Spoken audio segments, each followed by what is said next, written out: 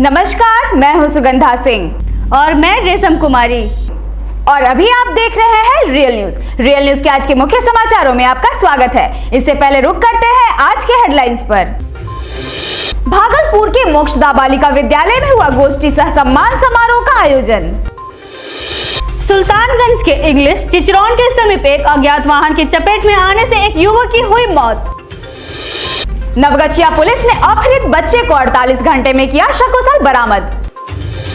भागलपुर जिले का नवगछिया केलांचल और मकलांचल की खेती से जाना जाता है, लेकिन अब यहाँ नारंगी, मौसमी, सेब और थाईलैंड के बैर की शुरुआत हो चुकी है। शंभुगंज मुख्य मार्ग पर जेसीबी की अनियंत्रित होकर गड्ढे में पलटने से हुई चालक की मौत।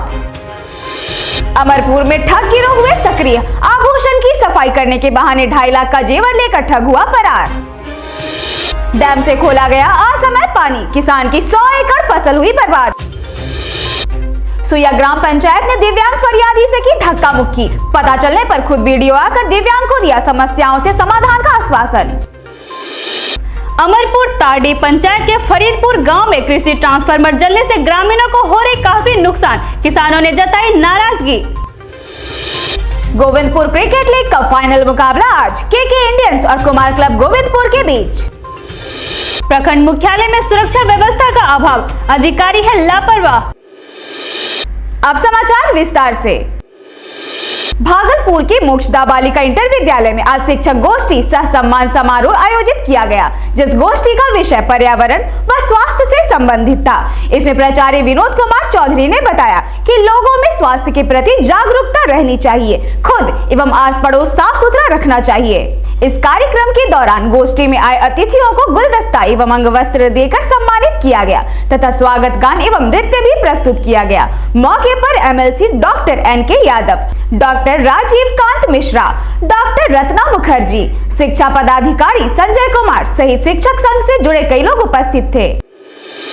भागलपुर जिले के अकबर नगर थाना क्षेत्र के अंतर्गत इंग्लिश चिचरौन के समीप 50 वर्षीय युवक को वाहन ने जोरदार टक्कर मार दी, जिससे युवक की मौके पर ही मौत हो गई।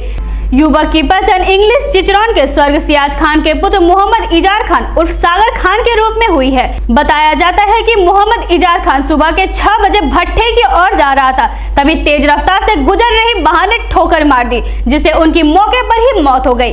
सुबह का फायदा उठाते हुए वाहन चालक भागने में सफल रहा। इजार खान के 2 पुत्र एवं 2 पुत्री है। वही घटना स्थल पर अकबर नगर थाना पुलिस पहुंचकर मामले की छानबीन कर रही है। 6:25 में कहाँ पर?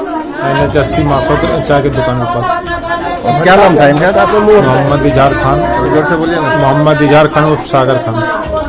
क्या करते थे ये?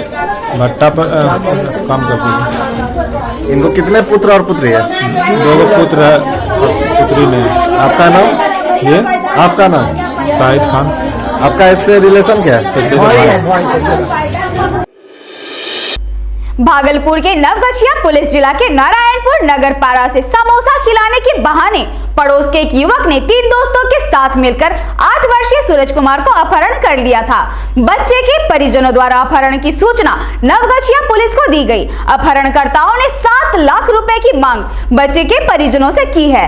इस बाबत नवगछिया एसडीपीओ दिलीप कुमार के नेतृत्व में बच्चे की सकुशल बरामदगी को लेकर ताबड़तोड़ छापेमारी अभियान शुरू हुआ। पुलिस ने अपहरण सूचना के महज 48 घंटे में खगड़िया जिले के पसराहा बंदेहरा से सूरज को सकुशल बरामद कर लिया। बताते चले कि मामले के उद्भेदन में नवगछिया पुलिस द्वारा लगातार 48 घंटे तक एसडीपीओ दिलीप कुमार के नेतृत्व में छापेमारी अभियान चलाया गया। छापेमारी टीम में Behpur circle inspector SN Chauhan, Bhawanipur OP प्रभारी नीरज कुमार, नवगछिया थानाध्यक्ष शैलेश कुमार, खरीक थानाध्यक्ष पंकज कुमार और पसराहा थानाध्यक्ष ने अहम भूमिका निभाई है। मौके से 3 अपहरणकर्ता युवक को गिरफ्तार कर लिया गया है। सुनिए एसडीपीओ दिलीप कुमार ने प्रेस कॉन्फ्रेंस करते हुए क्या कुछ कहा। दिनांक 25 तारीख को एक अमरजीत रजक है, नारायणपुर ग्राम, थाना भवानीपुर ओपी के रहने वाले। इनके द्वारा एक शिकायत की गई थी कि इनके बच्चे गुम हो गए हैं, कहीं खेलने गए थे जो वापस मिल नहीं रहे हैं, लेकिन इनके द्वारा कोई कंप्लेन नहीं किया गया था, सिर्फ गुमशुदगी का रिपोर्ट दिया गया। फिर दोबारा 26 तारीख को इनके मोबाइल पर एक कॉल आता है जिसमें बोला जाता है कि 6 लाख रुपया दीजिए, आपका बच्चा मेरे कब्जे में है। इसकी सूचना ये तुरंत हम लोगों को दी हम लोगों ने इस पर तुरंत संज्ञान लेते हुए खोजबीन तो जारी था, लेकिन चूंकि अपहरण रैंसम कॉल आ गया था, इसलिए तुरंत हम लोग तत्पर हुए और एसपी मैम के द्वारा तुरंत एक टीम का गठन किया गया। इस पर हम लोग तेज़ी से काम करना शुरू किए। काम करने के क्रम में ही हम लोग को टेक्निकली कुछ लीड्स मिलना शुरू हो गया।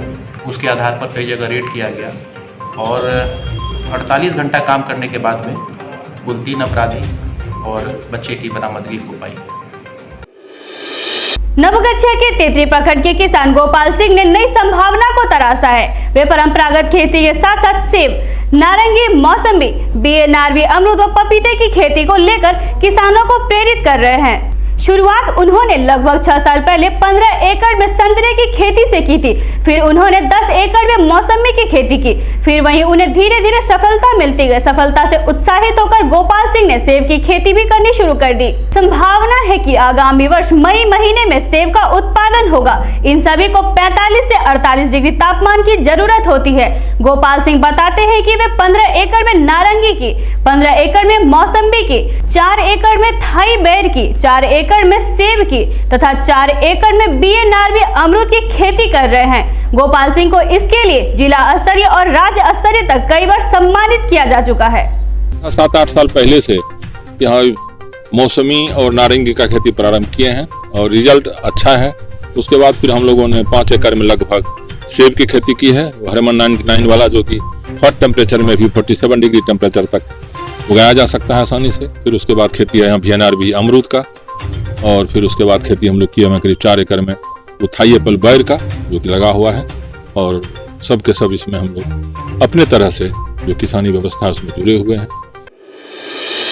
शंभूगंज मुख्य मार्ग में बाजा मोड़ के समीप जेसीबी पलटने से जेसीबी चालक की घटनास्थल पर ही मौत हो गई। जेसीबी चालक खेसर के पिपरा गांव निवासी 50 वर्षीय रामजी यादव हैं, जबकि जेसीबी भरको गांव के नीलू चौधरी का बताया जा रहा है। जानकारी के अनुसार चालक रामपुर गांव में काम कर भरको पेट्रोल पंप पर अन्य दिनों की तरह आया, जहां थोड़ी देर रुककर बेला गांव स्थित अपनी पुत्री के घर जेसीबी लेकर जाने लगा। इसी क्रम में बाजा मोड़ के समीप अनियंत्रित होकर सड़क किनारे गड्ढे में पलट गया, जिसमें चालक रामजी यादव जेसीबी के नीचे दब गया। घटना के मौके पर बाजा, भरको सहित आसपास गांव के काफी संख्या में लोग जमा हो गए और शव को निकालने का प्रयास किया गया, लेकिन सफल नहीं हो पाए। तब थोड़ी देर बाद जेसीबी को लाया गया एवं शव को बाहर निकाला गया। वहीं मृतक के स्वजनों से मेल मिलाप करने का प्रयास किया गया। अमरपुर के राजपुर गांव में एक ठग गिरोह के 2 सदस्यों ने एक वृद्ध दंपति से आभूषण का सफाई करने के बहाने लगभग 2.5 लाख रुपए मूल्य की आभूषण लेकर फरार हो गया। मिली जानकारी के अनुसार बाइक से 2 युवक गांव के नरेंद्र सिंह के घर आभूषण साफ करने के बहाने आया था, जहां उनकी पत्नी द्वारा गले का चैन एवं अंगूठी सफाई करने दिया गया, परंतु जेवर साफ करने के दौरान ही दोनों ठगों ने बड़े सफाई से सोने के जेवर को गायब कर दिया। ठगों ने वृद्ध दंपति को एक प्लास्टिक में सफेद पाउडर दिया और लगभग 10 मिनट तक फ्रिज में रखने को कहा। ठग ने कहा जेवर इसी प्लास्टिक में है, पाउडर ठंडा होने के बाद जेवर चमकदार हो जाएगा, परंतु वृद्ध द्वारा कुछ देर में प्लास्टिक खोला गया तो प्लास्टिक के पैकेट में सिर्फ सफेद पाउडर मिला। तब तक देर हो चुकी थी और ठग फरार हो गया था। वृद्ध दंपति ने जेवर की कीमत लगभग 2.5 लाख रुपए बताई है। वही मैंने पाउडर बेचने के लिए बर्तन आया था, गोल्ड सोना भी सफाई दे दिया। तो आप लोग उसको जानते पहचानते थे उन लोगों को? नहीं, कुछ नहीं जानते। तो पाउडर बेचने वाला सेल्समैन था या क्या था। क्या कह के वो आपसे आभूषण लिया? कह के सफाई करते हैं। अच्छा अच्छा। इसमें पाउडर है, इसमें रख दीजिए। अपने गला से चैन और अंगूठी खोल के रखे, पाउडर फिर भरा। अच्छा। और उसके बाद पिनअप किया। अच्छा। पिनअप करके मेरे हाथ में दे दिया। इसको बोला कि फ्रिज है आपके पास, फ्रिज में रख दीजिए 20 मिनट। उसके बाद फिर नहीं है तो अलमारी में रख दीजिए। हमको मन नहीं भरा, हम तुरंत उसको खोले। ये गेटे के पास था, हम जब तक खोले तब तक मोटर स्टार्ट करके क्यों रखा। दूसरा 2 व्यक्ति था वो लोग? 2 व्यक्ति था। उसका हुलिया बता सकते हैं जो आप लोगों के पास आया था, कैसा है देखने में? हाँ, खूब बड़ा सारा पर्सनैलिटी वाला है। जो चलाता था वो थोड़ा 34 साल का लड़का था। अच्छा अच्छा। उसके साथ उसी उम्र का लड़का। अच्छा अच्छा, चलिए ठीक। और ब्लू जैसा स्वेटर पहना था। जी। Full sweater. जी। काला जूता था उसके बाद। अच्छा। बोलबो किए मोबाइल नंबर दीजिए, तो मोबाइल नंबर संडे को आएंगे ना, वो हम लोग का मैनेजर है अच्छा उनको अच्छा अच्छा। उसके बाद वो लोग लेकर के फरार हो गया। अमरपुर प्रखंड क्षेत्र के चिरैया लक्ष्मीपुर पंचायत में डैम का खोला गया पानी से डिमरा बहियार की फसल बर्बाद हो गई। किसानों के द्वारा बताया गया कि जब हमें पानी की आवश्यकता होती है तो पटवन के लिए पानी हमें नहीं मिलता, लेकिन आज ऐसी स्थिति है कि डैम द्वारा पानी खोलने से सारे किसान की फसल बर्बाद हो चुकी है। डिमरा बहियार लगभग 100 एकड़ की खेती की भूमि है। इसमें किसानों द्वारा खेती की जाती है, लेकिन सारी फसल पानी के आने से नष्ट हो चुकी है। फसल के रूप में गेहूं लगाया गया था जो कि अब नष्ट हो चुका है, जिससे किसान सर पर हाथ रखकर रो रहे हैं एवं काफी आक्रोश भी जता रहे हैं। मौके पर परवेज आलम, मोहम्मद बदरुद्दीन, अफजल, शकील, अमित शाह, मटरू शाह, सईद अंसारी एवं दर्जनों किसान मौजूद थे। आपका? मेरा नाम परवेज हुआ, घर जुमला हुआ।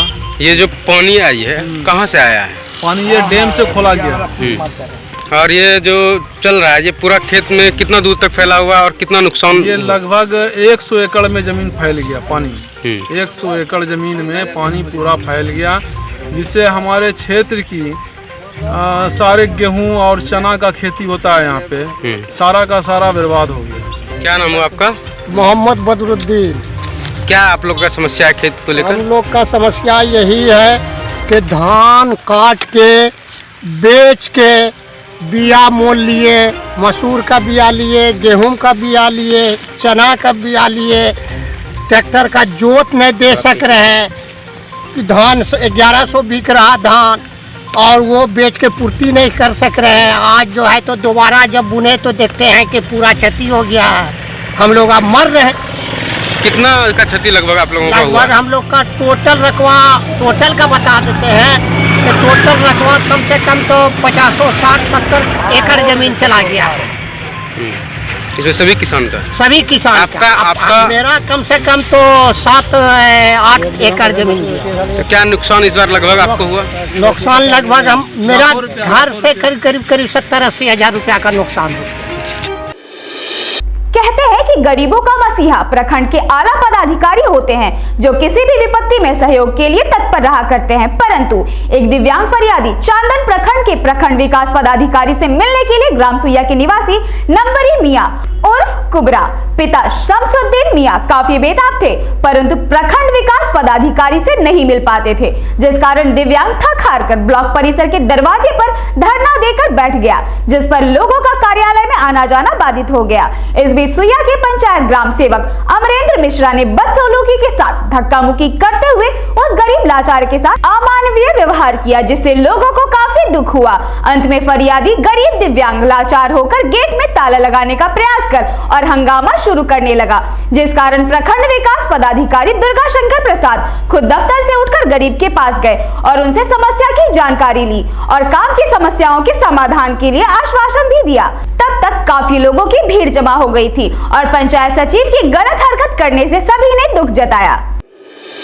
तारडी पंचायत के फरीदपुर गांव जो किसान बाहुल्य गांव है, जहां ग्रामीण पूरी तरह कृषि पर निर्भर करते हैं, लेकिन समस्या यह है कि सरकार द्वारा खेती की सुविधा के लिए लगाए गए ट्रांसफार्मर बीते 4 महीने से जल चुका है, जिस पर किसी की ध्यान अभी तक नहीं आ पा रही। ट्रांसफार्मर से बिजली की पूर्ति होने से पटवन में सहयोग मिलता था, जिससे किसानों द्वारा आलू, गन्ना, मक्का, चना आदि की खेती कर पर्याप्त धन कमा पाते थे, लेकिन जब से ट्रांसफार्मर जली है तब से किसानों को पटवन के लिए पानी की काफी समस्या हो गई है, जिससे खेत में सिर्फ गेहूं की खेती की जा रही है। बता दें कि इससे किसानों में काफी नाराजगी है। मौके पर सुबोध यादव, विशु यादव, मुरलीधर यादव, कालू यादव, सुनील यादव एवं दर्जनों किसान थे। नाम हुआ आपका? सुबोध कुमार यादव। कहाँ घर हुआ? फरीदपुर पंचायत तारडी। क्या समस्या है यहाँ पे? समस्या यह है कि करीब 4 महीना से ट्रांसफार्मर जला हुआ है, जो इससे किसान को बहुत नुकसान हो रहा है। गेहूं खेती करने में, पानी पटवन में परेशानी आ रहा है। बिजली के रहते आप लोग किस चीज़ का खेती करते जिससे आप लोगों को ज़्यादा फायदा? यहाँ मकई करते थे, आलू होता था, ये सब अभी नहीं हो रहा है। गेहूं दिए ऐसे अब डीजल से पटवन करना पड़ रहा है। तो अनुमानित कितना आप लोग को नुकसान हो रही है? अनुमानित नुकसान लगभग 25 से 30 हज़ार डीजल में जल रहा है ये पटवन। बिजली होती तो इतना सब बचत होता। हाँ, ये सब बचत होता। क्या नाम है आपका? बिट्टू कुमार यादव। आपका अभी किस चीज़ का फसल लगा हुआ है? अभी गेहूं का फसल लगाए हैं, मजबूरी बिजली के कारण। बिजली नहीं होने के कारण गेहूं का लगा है। अगर बिजली रहती तो आप लोग क्या चीज़ का फसल प्याज का फसल लगाते, जंडा लगाते,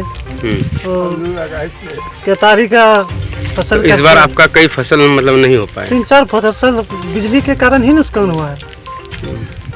इसमें हमको लगता है कि लाखों का नुकसान से ऊपर चला गया। किसान हमारे गांव का जितना भी है 2-4 इस बिजली का जो भी इस्तेमाल करता है, लाखों उससे ज़्यादा नुकसान हो गया है। गौरीपुर पंचायत के गोविंदपुर में गोविंदपुर क्रिकेट लीग का फाइनल मुकाबला केके इंडियंस और कुमार क्लब गोविंदपुर के बीच खेला गया। रोमांचक मुकाबले में केके इंडियंस के कप्तान प्रिंस ने टॉस जीतकर पहले बल्लेबाजी करते हुए 20 ओवर में 192 रन बनाए। प्रभात ने 29, मुकेश ने 31 और आशिफ ने 25 रनों का योगदान दिया। लक्ष्य का पीछा करते हुए कुमार क्लब की टीम 20 ओवरों में 170 रन ही बना पाई और केके इंडियंस की टीम गोविंदपुर क्रिकेट लीग के सीजन 2 की चैंपियन बनी। प्रभात ने 3, आसिफ ने 2 और प्रिंस ने 2 विकेट लिए। Man of the match Kumar club के रंजीत को दिया गया, जिन्होंने 81 रन बनाए। मैन ऑफ द सीरीज का पुरस्कार गौतम कुमार को मिला। विजेता टीम को 4,500 रुपए का चेक तथा चमचमाती हुई ट्रॉफी गौरीपुर पंचायत के मुखिया प्रतिनिधि कालेश्वर यादव तथा उप विजेता को ट्रॉफी सरपंच प्रतिनिधि विनोद यादव के द्वारा दिया गया। मैन ऑफ द सीरीज और मैन ऑफ द मैच का पुरस्कार ओम प्रकाश बर्नवाल, लखन यादव तथा छोटे गुलाब यादव द्वारा दिया गया। चैंपियन टीम के कप्तान प्रिंस ने शानदार आयोजन के लिए समिति को बधाई दी तथा विजेता और उप विजेता दोनों खिलाड़ियों को धन्यवाद दिया। इस टूर्नामेंट को सफल बनाने में बनवीर यादव, प्रकाश तांती, कौशल यादव, मुन्ना, अमित, सुमित, श्याम, गुलशन आदि का महत्वपूर्ण योगदान रहा। खगड़िया जिले के अंचल कार्यालय या प्रखंड मुख्यालय के आरटीपीएस काउंटर अथवा आवेदन प्राप्ति काउंटर का नजारा देखने को बनता है, जहां आवेदन जमा करने को लेकर बराबर ऐसे नजारे देखने को मिलते हैं। क्या इन नज़ारे या आम आदमी के लिए प्रखंड मुख्यालय में कोई नियम होने चाहिए या नहीं? यदि हाँ, तो कहां गई नियम? साथ ही साथ इस भीड़ में वृद्ध महिलाओं और वृद्ध पुरुषों की सुरक्षा को लेकर कोई सुरक्षा कर्मी होनी चाहिए या नहीं? यदि हाँ, तो कब और कैसे? सुरक्षा कर्मी या पदाधिकारी महोदय अब तक कहां सोई हुई है? तो अभी आप देख रहे थे रियल न्यूज में आज के मुख्य समाचारों को। इसी तरह बने रहें और देखते रहें रियल न्यूज। अगर आप YouTube पर हैं तो हमारे चैनल को सब्सक्राइब करें और अगर आप Facebook पेज पर हमें देख रहे हैं तो हमारे Facebook पेज को फॉलो करना ना भूलें। धन्यवाद।